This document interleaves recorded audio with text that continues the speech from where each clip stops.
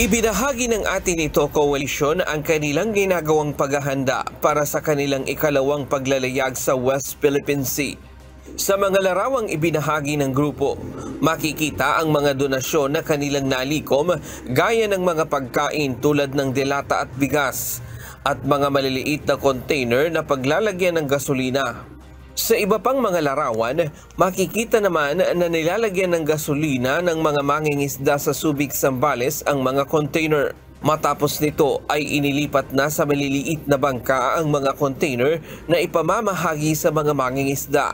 Nakahanda na rin ang mga boya na ihuhulog nila sa West Philippine Sea kung saan nakalagay ang mga letrang West Philippine Sea atin ito. Target ng grupo na magtungo sa Bajo de Masinloc o Scarborough Shoal kung saan ipamamahagi ang mga supplies sa mga mangingisda. Sinabi naman ng Philippine Coast Guard na sila ang inatasan ng National Task Force West Philippine Sea upang tiyakin ang kaligtasan ng mga sasama sa atin nito civilian caravan. Pero paglilinaw nila, walang kinalaman ang pamahalaan sa isasagawang misyon ng koalisyon.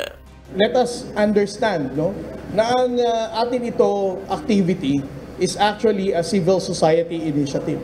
It is not the government that called on these people to organize fishermen to sail going to Bajo de Masinloc.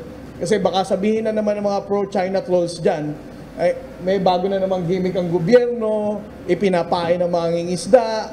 Alam nyo, kaya let me first clarify.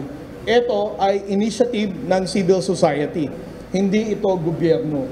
Sa Miyerkules, inaasahang maglalayag ang grupo sakay ng 4 na malalaking civilian boat at 100 maliliit na fishing boat.